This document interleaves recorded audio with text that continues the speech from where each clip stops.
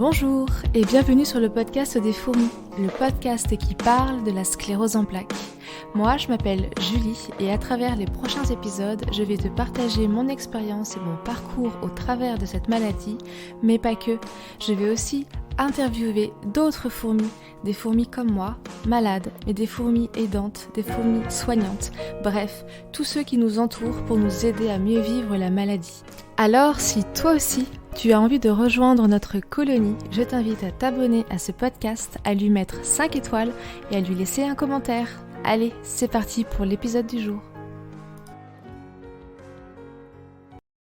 Bonjour et bienvenue dans ce nouvel épisode des fourmis. Aujourd'hui, je reçois un super invité qui s'appelle Alpha. Bonjour Alpha. Salut Julie, merci beaucoup pour cette invitation. C'est la première fois que je fais cet exercice, mais en tout cas, ravi. Eh ben écoute, moi aussi, je suis vraiment enchantée de te rencontrer en vrai, parce que quand on enregistre ce podcast, je te vois en face de moi à travers un écran. Alpha, pour la petite histoire, c'est l'une des premières personnes avec qui j'ai parlé quand j'ai créé le compte Les Fourmis Podcast sur Instagram. Et ça a été une grande joie parce que on a un petit peu le même parcours et surtout le même traitement. Et voilà, il m'a beaucoup rassurée sur la suite de mon aventure. Et c'est pour ça que j'ai voulu l'inviter aujourd'hui pour qu'il puisse te parler de son aventure à lui. Alpha, est-ce que tu es prêt ? Oui, prêt. Et merci beaucoup pour ces mots. Alors, Alpha, on va commencer par le tout début. Je vais te laisser te présenter. Qui es-tu ? D'où viens-tu ? Que fais-tu dans la vie ? Etc. Alors, moi c'est Alpha, j'ai 34 ans, je vis aujourd'hui à Aix-en-Provence et ça fait maintenant 3 ans que j'ai une sclérose en plaques, diagnostic en 2019. J'ai créé un compte Instagram 2 ans après, du nom de C'est pas fini. Que je fais dans la vie, j'étais ingénieur dans le bâtiment, on aura l'occasion d'en parler, mais je me reconvertis pour devenir coach sportif et surtout m'adresser aux patients qui ont une sclérose en plaques. Ouais, en effet, on en reparlera tout à l'heure, c'était aussi l'une des raisons pour lesquelles je t'ai invitée. Je sais pas si toi tu as ce constat-là, mais je me rends compte qu'il y a beaucoup de personnes qui, une fois qu'ils ont appris qu'ils avaient cette maladie, réorientent un peu leur parcours professionnel ou leurs activités, passions, de loisirs autour de cette dernière. C'est vrai, parce que en fait, t'as parfois, je pense, 2 raisons. T'en as pour certaines personnes où la maladie vient complètement chambouler leur capacité physique, leur capacité mentale, j'ai envie de dire, et leur capacité à se maintenir une activité professionnelle comme elles pouvaient le faire avant. Donc se retrouvent obligés contraints en tout cas de revoir un petit peu leurs aspirations professionnelles et leur quotidien. Et t'en as d'autres aussi, tout simplement, même si elles vont bien, vont peut-être juste se demander à ce qu'elles veulent faire de leur vie. Finalement, ça a été aussi un peu mon cas, un peu en me disant est-ce que je dois continuer comme ça, à faire des grosses horaires, à faire un boulot qui n'a pas forcément sens pour moi, et est-ce que je devrais pas plutôt me reconcentrer sur ce qui compte pour moi, et parce que tout peut basculer. En fait, c'est un peu ça, la sclérose en plaques, pour moi, c'est un peu comme un rappel, en fait. Finalement, la vie peut basculer d'un coup, très vite, et sans que tu t'en aperçoives. Exactement, c'est pour ça que j'ai intitulé le premier épisode du podcast « Le premier jour du reste de ma vie » parce que je crois que quand on apprend ça, c'est vraiment... il y a vraiment un avant-après. Et voilà. Et du coup, ça va être ma première vraie question. Alpha, ça a été quand, quoi, comment le premier jour du reste de ta vie, du coup ? Alors, pour moi, c'était en août 2019. J'ai pas la date exacte, mais ça devait être à peu près fin août. Pour moi, les symptômes, c'était fourmillement à la jambe qu'on démarrait un mois avant le diagnostic, donc plutôt juillet. Je ne sentais plus ma jambe gauche, on va dire de l'orteil jusqu'à à peu près la ceinture. Donc au début, on se pose pas trop de questions, on se dit tiens, je suis peut-être fatigué, je suis peut-être stressé, ça va passer, on en parle un peu autour de nous, c'est bizarre, on regarde un peu sur internet, on trouve pas forcément de réponse. Et je m'en souviens, je suis d'abord parti voir l'ostéopathe en me disant que peut-être qu'un nerf était coincé et que c'est ça qui expliquait les symptômes. Et il a déjà été assez bien, je m'en souviens, parce qu'il me disait plutôt que de faire un peu le charlatan et de me dire voilà, j'ai fait le nécessaire, tout ira bien. Il m'a dit d'emblée, pour lui, il trouve rien qui pourrait expliquer ce symptôme. On aurait pu penser effectivement peut-être un pincement du nerf sciatique ou autre chose, mais rien ne l'expliquait. Et je me rappelle encore rigoler avec lui en me disant ouais j'ai regardé sur internet le truc à pas faire, je suis tombé sur sclérose en plaques, c'est dingue ce qu'on peut voir sur internet. Ah, putain. Et on se marre tu sais en disant ouais Ouais, non ouais. ça peut pas être ça, faut pas regarder sur Doctissimo, ça fait peur tout de suite. Alors qu'au final c'était bien ça. Et je suis parti chez le médecin généraliste aussi, j'en ai parlé parce que c'était quand même assez désagréable, c'était entre fourmillement, un peu de douleur, Ouais. etc. C'était assez chiant. Et il m'a prescrit un premier IRM, on l'a regardé ensemble. Et ce qui était assez bien, c'est que finalement mon médecin, si je me trompe pas dans le vocabulaire, avait fait son internat en neurologie. Ok. Du coup, il a appelé sa tutrice, je sais pas si c'est le bon mot, mais du coup, la neurologue, en lui expliquant euh, ce que j'avais traversé, en lui lisant le résultat de l'IRM, et c'est Mhm. elle-même d'emblée qui lui a proposé que je vienne à l'hôpital pour faire des examens complémentaires. À ce moment-là, ouais, ça devenait quand même assez désagréable, même si finalement, je m'étais aussi rendu compte que le corps arrivait à s'adapter. Parce que moi, c'était vraiment sensitive et douleur, mais malgré tout, à l'époque, en tout cas, je faisais déjà beaucoup de sport. En fait, j'avais pas perdu en force motrice, en tout cas Ouais. au début. J'arrivais vraiment à faire du sport comme avant, mais ma jambe était quand même plus lente. J'avais du mal à la bouger, etc. Mais au bout de 2 3 semaines, je boitais plus. En fait. Et c'est là qu'on prend conscience un peu de la notion d'handicap invisible, parce que finalement, Ouais. j'allais au boulot, au quotidien, tout allait bien. Enfin, quand on regardait de l'extérieur, parce que je pouvais aller au sport, etc., je pouvais marcher sans boiter, alors que ma jambe, je la Mm. sentais pas, et que si quelqu'un la touchait, ça devenait très douloureux, quoi. Ouais. Et je vais à l'hôpital, du coup à peu près mi-août. Je m'en souviens encore parce que ma femme devait partir en vacances. Et du coup, je l'appelle, je lui dis, bon, bah, moi, il faut que j'aille à l'hôpital. Mais bon, tu peux partir en vacances si tu veux, mais je dis, Mm. à mon avis, c'est pas grand-chose, ça vaut pas le coup que tu annules tes vacances juste pour ça. Et du coup, moi, j'ai à l'hôpital, il est possible que que j'y passe quelques jours. Elle a malgré tout annulé ses vacances. À l'époque, on n'était pas encore mariés. Mhm. Et pour me rejoindre et rester à mes côtés. Et ça m'a énormément aidé. Et je la remercie encore si jamais elle écoute ce podcast. C'est sûr qu'elle va l'écouter. Et donc on me fait pas mal d'examens, un autre IRM, etc., prise de sang, on évoque plein de maladies. Mais j'ai eu la chance, même si je demandais, parce que le mot sclérose en plaques était déjà tombé quand j'en parlais Mm. avec le médecin, je posais la question et jusqu'à la fin, il me disait on sait pas, on regarde, on sait pas, on regarde avec d'autres noms, maladies imprononçables dont j'ai perdu le nom. Ouais, on les oublie vite, les noms de maladies compliquées, hein. C'est ça. Et diagnostic tombe. Et je m'en souviens encore, tu vois. Parce qu'on préparait notre mariage avec Céline. Mhm. Et je m'en souviens à ce moment-là, on hésitait entre deux traiteurs, tu vois, avec des sommes assez importantes et donc une différence assez élevée. Et je lui avais dit, bah, si j'ai un truc grave, on prendra le plus cher. C'est ça que je lui avais dit quand j'allais chez le médecin. Et finalement, quand le médecin arrive et me donne le diagnostic, déjà j'ai beaucoup apprécié sa manière d'annoncer le diagnostic. Il me dit un peu comme presque comme une bonne nouvelle en fait, parce qu'il rentre dans la chambre un peu, on a enfin trouvé ce que vous avez. Tu vois, D'accord. plutôt que d'être triste, je suis désolé, on est ça. Mm. C'est on a enfin trouvé ce que vous avez, donc c'est une sclérose en plaques. Et vous inquiétez pas, on sait la prendre en charge aujourd'hui à l'hôpital, etc. Il existe plein de solutions. Et même s'il y a deux mots très forts en fait qui sont gravés dans ma mémoire, c'est quand il dit maladie incurable. Ah Et, ouais, ouais. Ah putain, ce mot, c'est horrible. ouais, Moi, j'avais eu le... Vous inquiétez pas, vous allez pas en mourir. Super. Par contre, c'est incurable. Et là, ouais, ouais. Donc le mot incurable, ok. Et je l'autre? suis sûr, ça m'avait et neurodégénérative.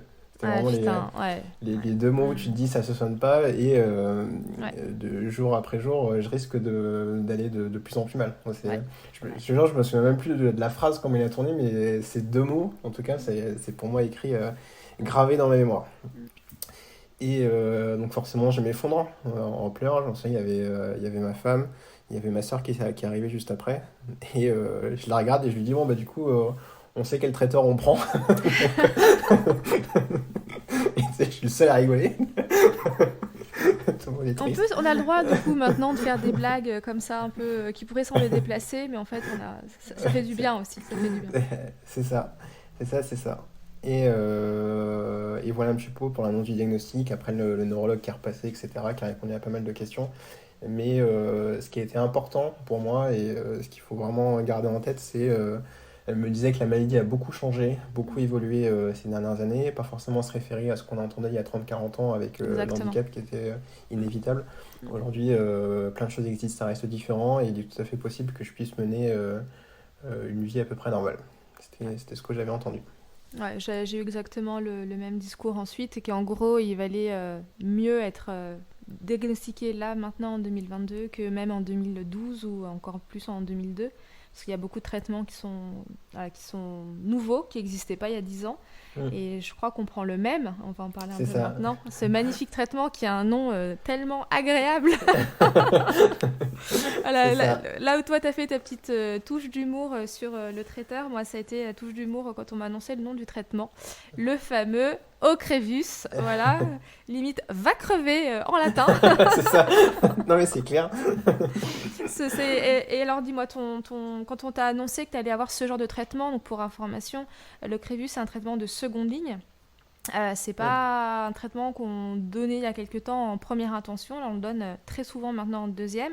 Je sais pas si toi, ça t'a fait ça, parce que en fait, moi, quand on m'a annoncé le traitement et qu'on m'a dit que c'était seconde ligne, je me suis dit putain, mais en fait, j'ai une grave sclérose en plaques. Genre, je suis peut-être déjà dans une progressive, et parce qu'on m'a dit très tard que j'étais dans une rémitante récurrente ou récurrente rémitante, je sais jamais comment faut le dire là. Et Non plus. j'avais un petit peu stressé. Et après, on m'a expliqué ce que c'était. Et moi, j'ai pas très bien vécu le nouveau statut. Déjà de pas du tout malade à malade. Et après, de pas du tout immunodéprimé à immunodéprimé. Ça, c'était aussi un autre challenge. Mais je te laisse parler sur ton vécu autour de Crévus.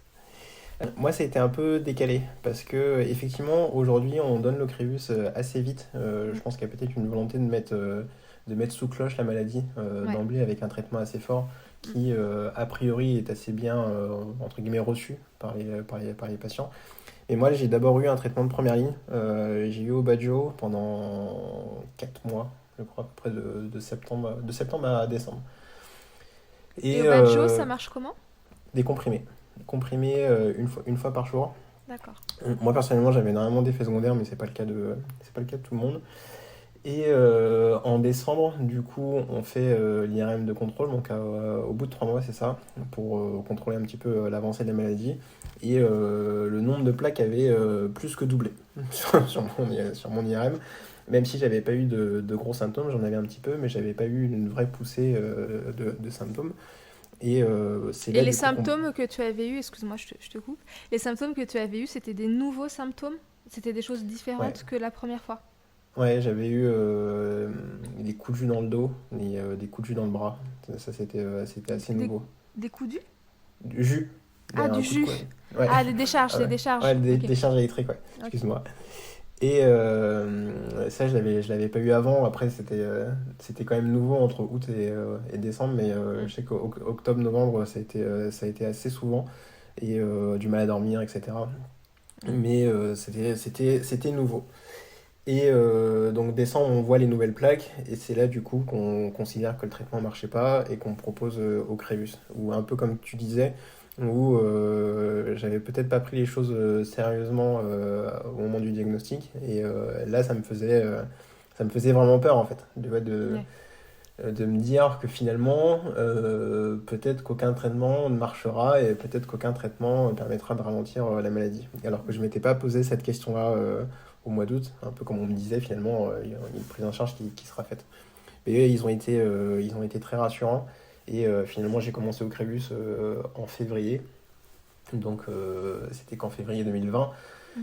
Donc maintenant, ça fait plus de 2 ans et le traitement fonctionne très bien. J'ai très peu d'effets secondaires et j'ai pas fait de nouvelles poussées, pas d'apparition de nouvelles plaques. Et les effets secondaires que tu sens, toi, c'est quoi? De Crébus, Ouais. c'est surtout à la prise, à la perfusion, Ah oui, ouais. où la première fois j'ai eu des gros maux de tête et bouffées de chaleur. Et au fil des perfusions, j'en ai eu de moins en moins. Tu vois, la première fois, c'est peut-être apparu au bout de 2 heures. Après, la deuxième fois, au bout de 3 heures. Et après, vraiment dans les dernières minutes. Et puis après, après plus du tout. Mhm. Et j'avais eu des maux de ventre pendant 2 jours. Et une grosse fatigue pendant Ouais. 4 jours la première fois. Et puis maintenant, vraiment, vraiment, vraiment assez rapide, quoi. Comme je disais, Ouais. il va arriver peut-être un moment où je vais le boire dans un grand verre d'eau et tout ira bien. À la paille. Et C'est ouais, ça. alors moi aussi, je suis assez fatiguée. Alors j'en ai eu que deux, moi, du coup, parce que j'ai eu qu'une dose complète pour le moment. J'ai eu Ouais. la demi, là, 15 jours après. Et j'ai fait des rushs et la Oui. gorge, le fond de gorge qui a gratté très très fort la première fois. Et en fait, il donne un espèce de truc qui a tendance à me faire dormir, moi, direct. Donc du Oui. coup, Non, voilà, pareil. je suis fatiguée les jours d'après, mais Ouais, c'est la prémédication, je sais plus ce qu'il y a dedans. ouais, Mais pareil, mais c'est pas le cas de tout le monde. Mais moi, non, pareil, je m'endors assez vite dans la première heure. Je me retrouve ouais. avec plein de bave sous mon masque. Excusez-moi. C'est l'enfer. Et je vais aux toilettes toutes les demi-heures. Mais a priori, ça Ouais, pareil. bah, t'as vu le nombre de liquides qu'on nous met entre Ouais, le c'est clair. liquide fille, le traitement en lui-même. Je sais pas, on a des Ouais, poches, je sais pas, oui, c'est normal. Après, ouais, voilà, faut y aller. c'est ça, c'est ça. Dans les effets secondaires, mais c'est pas listé dans les quand Non. quand ils t'expliquent. Non, par ça. Et pour toi, du coup, ça se passe plutôt bien, les deux premiers jours là. Bah écoute, oui, donc moi on est donc là on est fin octobre alors on enregistre cet épisode. J'ai eu les deux en août et Hum, depuis je suis en train de me remettre de ma poussée du mois de juin. Encore, j'ai encore des hum. fourmis un peu à gauche. De temps en temps, c'est Bernard l'ermite, là, le syndrome de l'ermite. Oui. Mais sinon, ouais, globalement, je dirais que ça va. Après, Ok. j'ai mon IRM de contrôle à la fin du mois de novembre. C'est l'IRM de contrôle médulaire et j'ai un cérébral en janvier, après la deuxième dose, donc on verra bien. Hum. Et j'espère Croisons que les ça doigts. va aller. J'espère que ça va aller. Croisons les doigts. Mais ça devrait aller, j'en Exactement. suis sûr. Bah écoute, alors moi je sais que j'avais été hyper en demande de réponses sur des chiffres. J'avais besoin qu'on me donne des pronostics, qu'on me donne des pourcentages, qu'on me donne des stades, etc. Parce qu'en fait, j'ai assez assimilé ça à une annonce d'un cancer, par exemple. J'ai des proches qui ont eu un cancer. Et quand ils sont allés voir les médecins, on leur a dit, vous êtes à un stade 1, 2, 3, 4. Et les pourcents de chances que le traitement fonctionne, c'est tant. Vos chances de survie, entre guillemets, c'est tant. Et moi, ça a été très très très dur aussi de me rendre compte que en face j'avais des je sais pas. On peut pas vous dire. Chaque malade développe sa propre maladie et le traitement au Ocrevus, j'ai entendu parler de ça repousserait jusqu'à 50% l'arrivée des prochaines poussées, mais il y a rien de plus en fait. Et ça aussi, je trouve que c'est un peu dur dans notre maladie de on ne sait pas en fait. Le on ne sait Hum. pas, c'est la réponse que tout le monde nous donne. Ouais, non mais c'est clair, hein. C'est clair, c'est clair. C'est un peu. J'ai eu beaucoup de on ne sait pas quand j'ai posé la question. Tu Mm. vois, quand on parle aussi des risques par rapport au Crébus, Ouais, même si en réalité ils sont assez rares. Moi, elle a été assez rassurante en me disant effectivement ils sont obligés de le mentionner qu'il y a des risques de leucémie, si je me trompe pas, ouais, ouais, mais ça reste assez rare quand même dans les phases de test. Surtout que dans les phases de test, en fait, les personnes ont eu parfois une demi-dose, parfois trois fois la dose, donc ouais, forcément dans le laboratoire, donc c'est compliqué de. Ils sont obligés de l'afficher en fait et de le dire, ouais. mais ça veut pas dire que ça va forcément arriver. Et elle me disait qu'en plus, peut-être que dans 5 ans, 10 ans, la maladie aura été bien stabilisée, on pourra même envisager d'arrêter ou de ralentir le traitement ou d'en envisager un autre. Donc, Ouais, mais en fait, c'est ce qu'ils mm, m'ont dit aussi. On vous donne au Crévus et dans 2 3 ans, on voit où vous en êtes et on verra ce qu'il faut faire, etc. Et puis, avec le bon espoir que dans 2 3 ans, il y aura de nouveaux médicaments et de nouveaux traitements qui vont arriver. Moi, je trouve mm. que le truc le plus hard par rapport à ce traitement en particulier, et ces traitements-là, c'est le fait que maintenant on est immunodéprimé, donc Oui.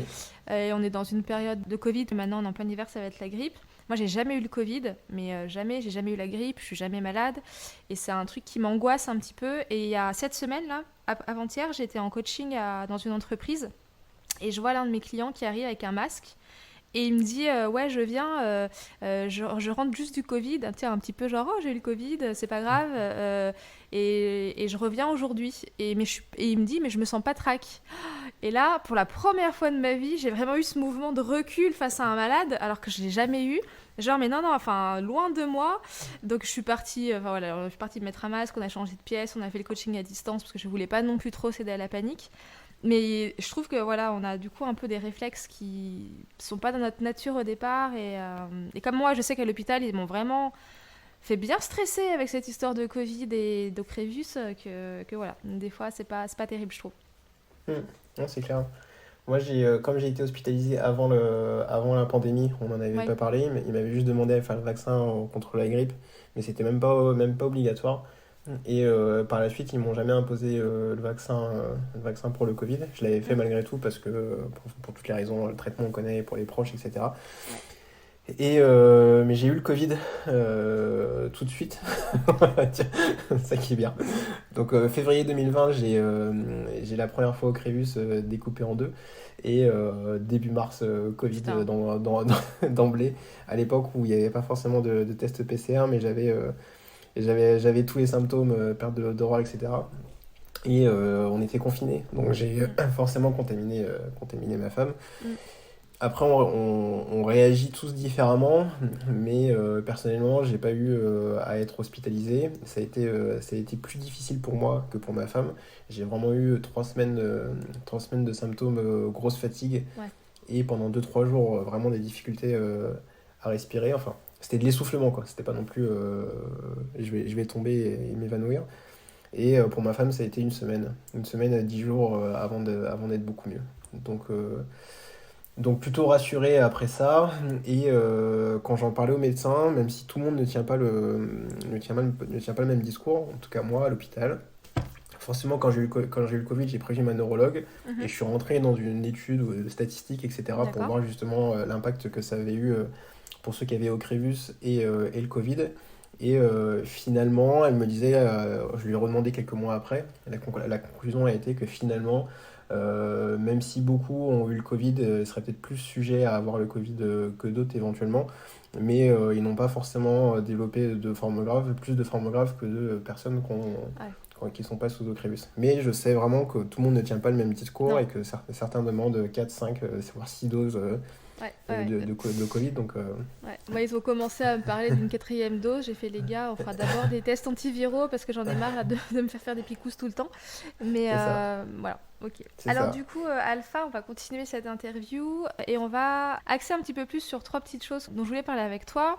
Donc, ton compte Instagram, c'est pas fini. Tu as un site internet, tu as un blog, tu as une newsletter. Et dans une de tes newsletters, j'ai vu un sujet qui m'a un peu intéressée parce que j'étais concernée par ça, les troubles du sommeil. Et ensuite, on va parler de ton nouveau métier que tu es en train de te construire autour du sport et également d'une association dans laquelle tu es également. Et en fait, ça va être un petit peu ça. Je vais te demander tes 3 conseils, tes 3 astuces sur ces 3 thématiques-là, du coup. Ok. Pour moi, le sommeil, c'est aussi lié, je dirais, à l'activité quotidienne. Je me rends compte que finalement, avec la sclérose en plaques, ce qui est intéressant, c'est d'avoir une certaine régularité, voire même une certaine routine. Et chercher à pas forcément avoir, même s'il est intéressant d'avoir 7 à 8 heures de sommeil, c'est ce qui est conseillé, et je dirais un peu partout dans la littérature. Je pense aussi que ça dépend de chacun. Enfin, certains ont peut-être besoin juste de 5 ou 6 heures et parfois certains ont besoin de 10 ou 12 heures. Je repense à mon adolescence. Finalement, ce qui est intéressant selon moi, c'est de se rendre compte du volume horaire dont on a besoin et d'essayer de se le respecter à chaque fois. En se couchant à peu près à la même heure et en se réveillant à la même heure. Je sais que c'est compliqué pour certaines personnes en fonction de leur quotidien, de leur travail, etc. Surtout pour ceux qui ont tendance à travailler de nuit. Ou d'avoir des horaires complètement décalés. Et moi, j'avais énormément de mal, surtout à m'endormir. C'était pas tant à me réveiller pendant la nuit. Je sais que certains ont des problèmes parfois pour se réveiller. Ils se réveillent durant la nuit, parfois pour aller aux toilettes ou parfois pour d'autres raisons. Moi, c'était vraiment l'endormissement. Et je me réveillais le matin très fatigué, comme si j'avais pas dormi, et pourtant je me forçais à aller au lit toujours à la même heure. Et en regardant un peu à droite à gauche, je suis tombé sur certaines revues qui parlaient de la mélatonine.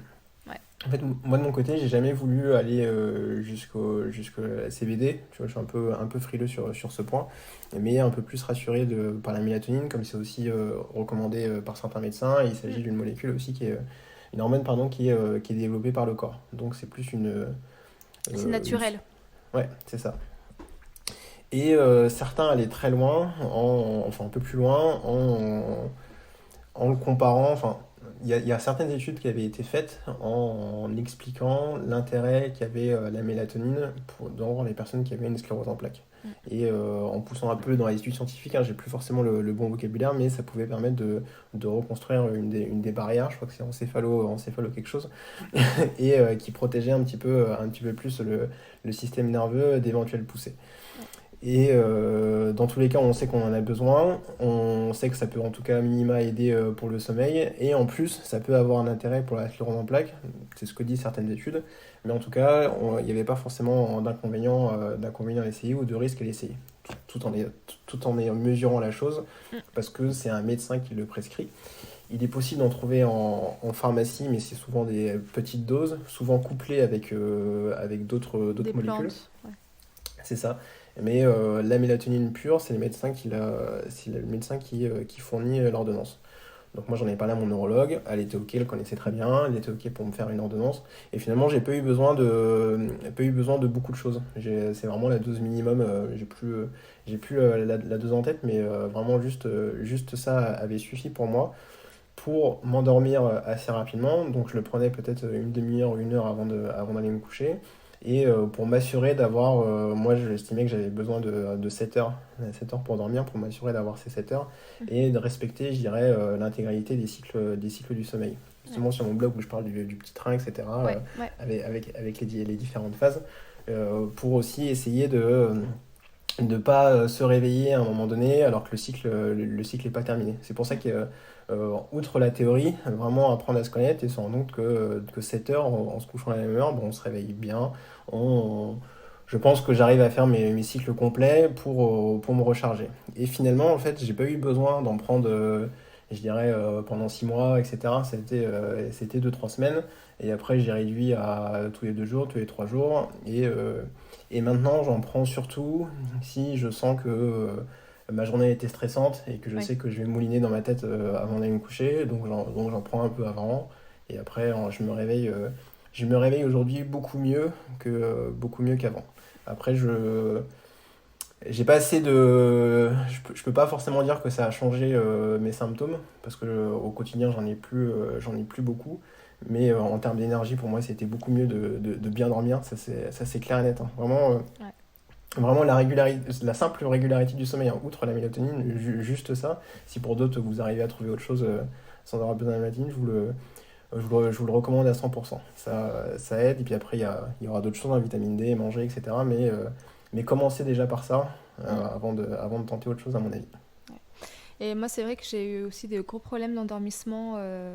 Et je pense qu'il y a aussi le fait quand tu apprends que tu es malade, que tu sais, on te le dit que ça va jouer sur ton sommeil, sur la fatigue, etc. Ça vient plus rajouter. C'est comme on te dit, avec la sclérose en plaques, surtout ne soyez pas stressés. Ah ouais, super. Merci bien.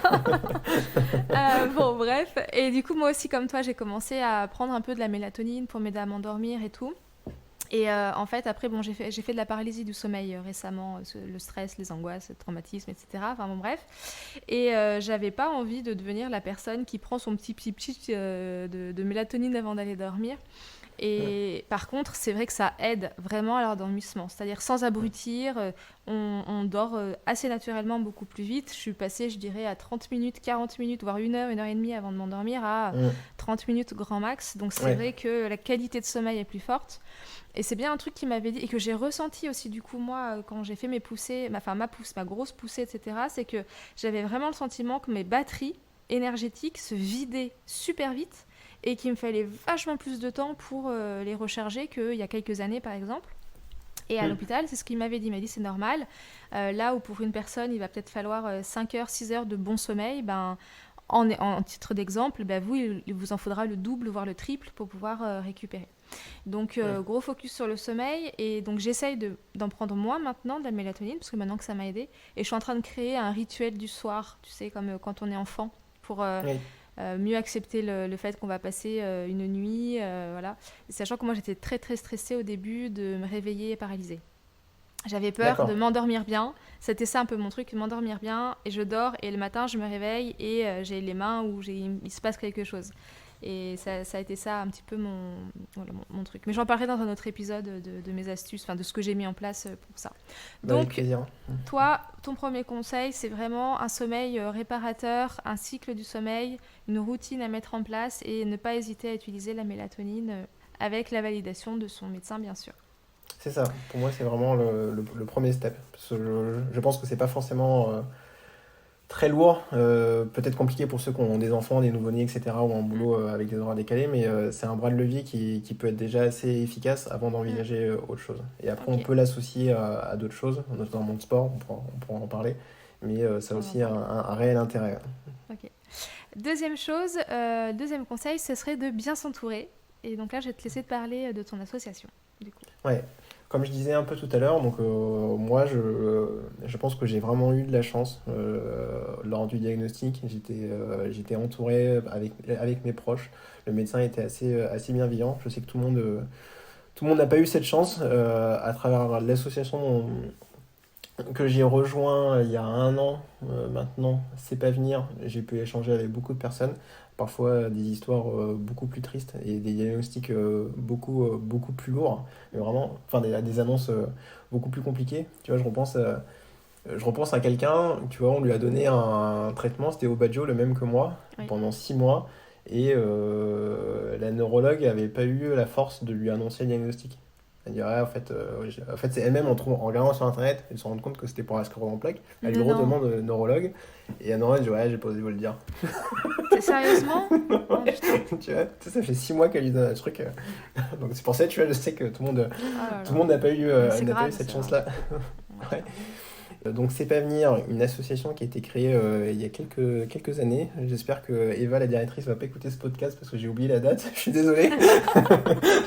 Mais si, il faut qu'elle l'écoute, il faut qu'elle l'écoute. Mais ça a été créé par Eva Naudet du coup. Et la particularité de cette association, c'est qu'elle a été créée par des patients atteints de sclérose en plaques. Et du coup, qu'elle est vraiment tournée vers les patients. Mhm. D'autres associations ont un fonctionnement assez différent, où ils mènent pas mal d'actions auprès des institutions, des hôpitaux, etc. Là, c'était une vision assez différente. Un des objectifs de l'association, ça a été justement de lutter contre l'isolement, parce que, on le sait, parfois on va tout seul à l'hôpital, certaines personnes ont perdu des amis, ont perdu des proches, etc. Ouais. Donc c'est parfois très compliqué. Se retrouvent même à refuser toute activité sociale, etc. Donc ça a été un des objectifs assez forts de l'association. Il y a eu un groupe Facebook qui a été créé. Aujourd'hui, ils sont plus de 3000. L'idée, justement, c'est simplement de partager des anecdotes, de poser des questions et d'avoir des réponses des différentes personnes qui sont dans ce groupe-là. Et une des autres actions, c'est le système de parrainage. Alors, donc on se dit un par un, je suis également parrain de l'association, donc j'ai un certain nombre de filleuls que je peux accompagner à travers leur parcours, que ce soit simplement pour échanger, répondre aux questions. L'idée du parrainage, c'est de pouvoir répondre à la personne avec normalement un ton bienveillant, lui apporter un certain soutien et ne pas forcément lui balancer tout ce que je pourrais trouver sur Wikipédia Bien sûr, ouais. et d'adapter mon discours à la personne en fonction de sa question. Chose qu'on ne peut pas forcément avoir quand on tape les symptômes sur internet et qu'on tombe sur plein de choses et qu'on Ouais, demande ouais. à n'importe qui. L'erreur. Donc ça a été, c'est pour moi une vraie force de l'association et une idée vraiment super. En fait, je suis vraiment, moi personnellement, content d'être parrain et d'accompagner certains filleuls. J'ai moi-même un parrain dans l'association qui m'a aussi beaucoup apporté. Et l'association continue de vivre. Et on a énormément de projets pour les années à venir. On organise des rencontres aussi dans certaines villes, ce qu'on appelle des KWASEP, où justement on échange autour d'un verre, autour d'un café, etc. Et l'idée, encore une fois, c'est surtout de lutter contre l'isolement et de pouvoir échanger naturellement autour des symptômes, sans forcément faire peur à la personne, poser des questions, etc. Et l'association, ce que tu m'as dit en début d'épisode, que tu habitais à Aix-en-Provence, c'est une association vraiment locale ou sur toute la France? Elle rayonne sur toute la France et Ok. donc aujourd'hui Eva qui l'a créée est basée elle en Île-de-France, donc elle a Mhm. mené pas mal d'actions physiques en Île-de-France. Il y a 2 bureaux qui se sont montés cette année, un en Auvergne, enfin Rhône-Alpes plutôt. Annecy, c'est quelle région d'ailleurs? Je vais me faire Oui, engueuler à aussi. Annecy, oui, oui. Rhône-Alpes, Rhône-Alpes. Et une autre Pays de la Loire. Mais l'idée c'est de construire, enfin Ok. d'avoir un peu plus de bureaux pour mener des actions un peu plus fortes, notamment d'autres KOSEP, etc. Mais en tout cas, on rayonne sur tout le territoire national et un peu plus même à l'étranger, en Belgique, etc. Mais surtout en France. Ok, super. Pour ceux que ça intéresserait, je remettrai le lien, le site internet, enfin toutes les informations dans la description de l'épisode que tu retrouveras sur toutes les plateformes d'écoute. Et tu retrouveras aussi toutes les informations concernant Alpha. Du coup, en parlant d'informations te concernant, donc on a entendu en début de l'épisode, tu es en train de te reconvertir dans le sport et en ayant cette volonté du coup d'accompagner les malades. Donc je te laisse expliquer cette nouvelle profession sur mesure que tu es en train de faire. Alors j'ai décidé de devenir coach sportif. Finalement, moi j'ai mon propre passé de sportif avant le diagnostic. Plus jeune, moi j'avais fait des années de football américain en Île-de-France. Et on avait même monté un club de football américain où on encadrait des jeunes et c'était pour moi une super expérience. C'était du bénévolat, mais j'adorais ça. J'avais fait ça en parallèle de mes études. Finalement, pour différentes raisons, j'avais décidé d'arrêter. J'ai continué le sport surtout en salle, à faire ce qu'on appelle du cross-training avec un peu de cardio et de musculation. Et à la suite de ma poussée, j'ai voulu reprendre le sport à tout prix. Parce que personnellement, ça me faisait du bien et j'avais l'impression que. Enfin, le médecin me l'avait confirmé, mais en tout cas, j'avais l'impression que ça pouvait aussi continuer à me faire du bien pour récupérer plus facilement de ma poussée. Mhm. Le problème que j'avais eu à la jambe. Et donc, de par mon parcours, le sport m'a beaucoup aidé. Et un peu comme tu disais par rapport à l'énergie, ce que je disais à un neurologue, effectivement, j'avais l'impression un peu comme si, bah voilà, en imaginant que j'ai une batterie à 100%, je vais me coucher et je me réveille, j'ai l'impression d'avoir rechargé que 40 ou Ouais, c'est 50%, ça. je suis malgré tout fatigué. Et j'avais l'impression que le sport, en fait, augmentait la capacité de ma batterie. Finalement, la décuplait. Donc même si je rechargeais que 60%, 50%, comme j'étais passé à une batterie plus importante, plus grosse, bah, finalement, c'était suffisant pour attaquer ma journée. Donc d'un point de vue fatigue, ça m'avait fait beaucoup de bien. Et d'un point de vue musculaire, etc., et neuro, pour ma jambe, pour la récupérer, les exercices que j'ai faits m'avaient beaucoup aidé. Par la suite, quand j'ai créé le compte Instagram et quand j'ai pris le temps aussi d'accorder, enfin de rejoindre quelques associations, j'ai partagé un petit peu mon parcours sportif en donnant quelques conseils à droite à gauche sur les exercices de sport qu'on pourrait faire en fonction de de notre pathologie, de nos symptômes, etc.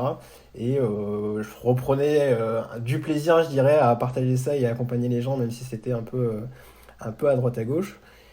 Et je me suis dit pourquoi pas en faire mon métier, justement, pour, comme je disais tout à l'heure, faire quelque chose qui a pour moi plus de sens et qui apporte une réelle valeur ajoutée, parce on parle de santé, on parle de conditions Mm. physiques, on parle vraiment d'amélioration du quotidien. Donc j'ai quitté mon boulot en août dernier et j'intègre une formation de coach sportif. Du coup, et là, en ce moment, j'ai même commencé mon stage dans un centre où il y a beaucoup d'activités physiques adaptées, donc plusieurs pathologies, leucémie, diabète, prothèse, etc. Donc ça Mhm. correspond exactement à ce que je voulais faire. Et en parallèle, malgré tout, j'ai commencé à proposer justement des coachings en ligne, des coachings à distance, et j'accompagne un certain nombre de personnes aujourd'hui en leur proposant, je dirais, un programme qu'elles peuvent réaliser soit chez elles, soit en salle de sport. Mhm. L'idée, c'est simplement de faire le point sur le matériel que la personne a à disposition, de ses envies, de ses objectifs, de ses projets. Elle veut s'entraîner une fois par semaine à la maison, une fois par semaine à la salle, ou pas du tout, plutôt poids du corps avec du matériel. Et en fonction de ça, on construit ensemble le programme de sport. Et on s'adapte en fonction, encore une fois, de la forme physique de la personne et éventuellement des séquelles, si elle en a, de, de la sclérose en plaques. Et en fait, Par exemple, tu crées un programme en ligne avec des vidéos où tu fais une visio en fait avec la personne sur un temps donné. j'ai un peu des deux. En fait, on fonctionne surtout il y a une visio par mois. D'accord. Et l'idée de la visio, c'est justement d'échanger sur le mois, le déroulement du mois, et Mhm. éventuellement montrer en direct, si elle a envie, les exercices. Mais malgré tout, durant le mois, moi j'ai une application. C'est une banque d'images en fait, une banque d'images d'exercices. Je les prends, je dis au hasard le squat. Du coup, bah, Ouais. tu as un type qui fait le squat. Il y a la description du squat, comment il faut le faire, le dos, la position des jambes, etc. Le nombre de répétitions qu'elle doit faire. Donc elle l'a sur son application où elle clique. Du coup, bah, j'ai validé mes 10 D'accord. répétitions de squat. Donc le prochain exercice, c'est celui-ci. S'il n'y a pas l'exercice sur l'application, du coup je me filme moi-même, Mhm, donc c'est mhm. ce que j'ai fait, vraiment spécifique, donc je me filme en lui expliquant l'exercice, je lui envoie, comme ça elle peut le reproduire. Et encore une fois en visio, c'est vraiment la visio c'est Ok. le direct, donc si jamais elle veut que je lui montre, malgré tout parce qu'elle n'a pas compris, on peut le faire. Si elle se filme, elle m'envoie les vidéos, bah, pareil, je corrige et je commente. C'est vraiment un suivi personnalisé, c'est un accompagnement en fait, c'est pas juste je t'envoie Mm. une liste d'exercices et Ouais. on se voit dans 5 ans. C'est vraiment, on le fait ensemble, on le fabrique ensemble, on s'adapte. C'est pour moi de cette manière-là que ça peut fonctionner.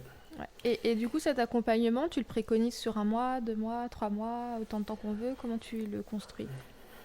Pour l'instant, comme c'était un peu une phase de test, je suis Ouais. parti sur 3 mois. Mm. Même pour moi, ça me permet de voir, c'était les L'évolution. premiers, ça me permet de voir justement, pour moi c'est le minimum qu'il faut 3 mois pour commencer à voir quelques changements sur son corps et de se sentir mieux ou pas d'ailleurs. Mais l'objectif c'est de se sentir mieux, mais c'est au minimum 3 mois. Donc pour l'instant je suis parti sur 3 mois. L'offre finale, je sais pas encore sur quel format je vais le faire, mais pour l'instant je pars sur des blocs de 3 mois. Et là, on est sur du renforcement musculaire de tout le corps. Il y a vraiment de tout, mais c'est plutôt renforcement. Je suis pas forcément à l'aise sur les exercices de yoga, etc. Donc moi je propose surtout des exercices de Ouais. renforcement. Mais tu vois, typiquement, j'ai une personne que j'accompagne où au bout de 3 semaines sont revenus ces problèmes de crampes en Ouais. fait au mollet. Et ça c'est vraiment une séquelle de la SEP. Du coup on a changé complètement les exercices pour repartir surtout sur de l'étirement et de la mobilité. Parce que pour moi, il y a un réel intérêt dans le cadre de la sclérose en plaques à travailler sa mobilité Mm. et à renforcer ses muscles dans l'intégralité de leur amplitude. Ouais. C'est pour moi vraiment la priorité. Et on a du coup axé l'exercice de cette manière-là, en réduisant l'intensité aussi, parce qu'elle était un peu fatiguée derrière. Donc il y a de tout. Il y a du renforcement, parce que c'est pour moi très intéressant, mais pas que. Ok, d'accord. Et alors moi j'ai une question somme toute très personnelle, je la pose. Je fais du tennis, ça peut peut-être intéresser d'autres personnes. Donc, moi j'ai déjà un sport qui est très intense du coup. Comme je peux encore courir, comme je peux, quand mes yeux ont décidé d'y voir, je peux même taper la balle, c'est un miracle. Est-ce que juste faire un sport comme ça intense c'est suffisant ou est-ce qu'il vaut quand même mieux venir compléter quand même en prévision, on va dire, avec un yoga, avec des étirements ou avec voilà, ce que toi tu proposes. Parce que c'est une question que je me pose et pour les autres malades aussi, parce que je vois qu'il y en a beaucoup qui continuent de courir par exemple ou qui justement, même certains se mettent au sport. Mais est-ce qu'il faut venir compléter au cas où? Voilà. Bah, la priorité, ce serait simplement de s'écouter, en fait. Te rendre Mm. compte que finalement, est-ce que à travers le tennis, tu as malgré tout des faiblesses, tu vois? Est-ce que niveau endurance, par exemple, tu te sens bien, mais finalement, tu as du mal à repartir à chaque fois, après chaque appui, et tu sens finalement que tu as besoin de renforcer aussi cette partie-là. Et déjà, j'ai envie de dire, un peu faire ton auto-diagnostic et te dire est-ce que ça me suffit ou tu sens que tu as envie d'aller plus loin. À mon sens, c'est bien de varier. Moi, Ouais. je suis convaincu que c'est intéressant d'être complet finalement, d'être capable d'avoir une bonne endurance, d'avoir une bonne force et pas juste faire une seule activité parce que ça peut créer finalement, j'ai pas envie de dire problème, Une mais d'autres routine faits. du corps. Ouais. Tu vois, par exemple, je dis tout bête, moi j'ai eu quelques soucis aussi à l'épaule, du coup je l'ai Mhm. beaucoup renforcé, j'ai travaillé dans l'amplitude à l'épaule, où j'ai augmenté du coup forcément ma masse musculaire à l'épaule, mais en parallèle du coup je fais de la course à pied. La course à pied, ton corps, du coup, s'il traîne du poids, il dit bah je suis lent donc je vais tout faire Ouais. pour perdre du poids. Il va se rendre compte que finalement il n'a pas besoin des épaules, donc en fait il va se dire bah en fait j'ai pas besoin de ces muscles donc je vais tout faire pour les perdre. Et donc finalement tu vas peut-être revenir et retrouver tes anciens problèmes alors que finalement t'avais tout fait pour le résoudre. Donc c'est pour ça que je parle de vraiment s'écouter en fonction de ses objectifs, mais pour moi, il y a un réel intérêt de travailler l'endurance et de se dépenser comme on le fait par rapport au tennis. Mais derrière aussi faire des exercices de renforcement, de yoga, d'étirement. Parce que, encore une fois, tu vois, l'étirement et le yoga, pour moi, le réel intérêt que ça a, c'est de pousser son corps Mm. dans des amplitudes, enfin, là où il n'a pas l'habitude d'aller. Ouais. Tu vois. et de chercher à contrôler ses amplitudes. Tu vois, tu as plusieurs manières de le faire, mais le yoga, c'est un réel intérêt, c'est de certaines positions. Je parle de ça, je ne suis pas très fort en yoga, mais c'est finalement simplement contrôler ce que tu fais. Tu vois, plutôt que juste te dire, tiens, je vais gagner en force, etc., je vais devenir bon, mais au bout d'un moment, tu ne contrôles plus forcément tout, et tu vas venir par te blesser, venir par générer certaines faiblesses sur des parties de ton corps. Donc oui, c'est un intérêt pour moi de faire autre chose. De compléter, d'avoir un sport principal qu'on aime parce qu'on a envie de le faire, mais d'avoir des sports qui vont venir plus pour le corps finalement et en prévision de symptômes, pour se remettre de certains symptômes. Ok, donc en fait, il faut, comme tu dis, avoir quelque chose de très très complet. Ouais, mais exactement comme tu dis, aussi faire quelque chose qui te plaît en fait. C'est aussi ça. Juste pas parce que t'en as besoin, sinon ça marche pas forcément. Juste continuer de se faire plaisir, et il y a vraiment plein de choses. Tu vois, gagner en force et en contrôle, le yoga le permet, mais l'haltérophilie le permet aussi. Et pourtant, c'est deux disciplines complètement différentes, vraiment opposées, mais les deux, c'est de la force et du contrôle pourtant. Et ton corps, il comprend pas que tu fasses du yoga ou quoi que ce soit. Le muscle, c'est juste un mouvement, une force et puis point barre, quoi. Okay. Ouais. Alpha, on arrive à la fin de cet épisode. Déjà 45 minutes d'enregistrement. Ça passe vite. C'est clair, j'ai pas vu le temps passer. Ouais. Du coup, ça va être toi qui vas avoir le mot de la fin. Si tu avais une chose à dire, toutes les fourmis qui vont écouter ton interview et le podcast d'une façon générale, qu'est-ce que tu as envie de leur dire ? J'ai pas réfléchi à cette question, parce que forcément c'est spontané. C'est le but. Moi, une phrase que je me répète souvent, c'est use it or lose it. Finalement, un peu comme j'en parlais tout à l'heure avec la course à pied, si ton corps estime qu'il n'en a pas besoin, il va le retirer. Et c'est valable pour tout, finalement, mais vraiment tout.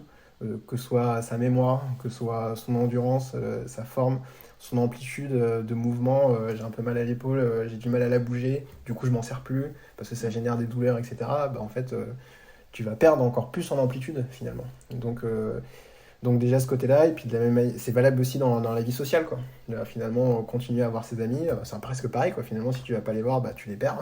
C'est un peu ça. Donc c'est un peu cette phrase pour moi qui est assez importante et valable pour tout. Croire en vous, vraiment aux capacités du corps malgré la maladie. Je me suis mis par exemple à la course à pied alors que c'était un peu un défi que je me suis lancé, tu vois, où avant j'étais incapable de courir plus de 20 minutes sans m'arrêter. Et quand je dis avant, c'était avant la sclérose en plaques. Et j'avais un peu, comme je dis dans mon post, envie de prendre la maladie à contre-pied et de me dire que même si j'ai une maladie neurodégénérative, est-ce que je suis capable de progresser dans un domaine ? Et j'ai couru un semi-marathon. Alors que j'étais... Bravo. Alors que j'étais pas capable de courir plus de 20 minutes. Donc c'est simplement croire en son corps. Et surtout, y aller progressivement. Il n'y a pas besoin de se forcer à refaire la même chose qu'avant parce qu'on y arrivait. Y aller graduellement, step by step, petit à petit, mais encore croire en vous. Il est possible de conserver ses rêves et ses objectifs et éventuellement de les adapter. Ça peut être important. J'aime cette phrase, possible. Conserver ses rêves et ses objectifs. C'est beau. C'est ça. Bon. Écoute, pour le gros mot de la fin. Excellent, c'est parfait. Écoute Alpha, merci beaucoup d'être passé derrière mon micro, c'était un grand plaisir. C'est partagé, merci pour ton invitation encore une fois. C'est la première fois que je fais cet exercice et j'y prends beaucoup de plaisir. Merci beaucoup Julie en tout cas. De rien, et je remettrai toutes les infos concernant Alpha dans le descriptif de l'épisode. Allez, à plus tard. Voilà, c'est la fin de cet épisode et j'espère qu'il t'a plu. Si oui, surtout, n'hésite pas à le partager autour de toi, à lui mettre 5 étoiles et à laisser un commentaire, histoire de faire grandir en bienveillance cette magnifique colonie.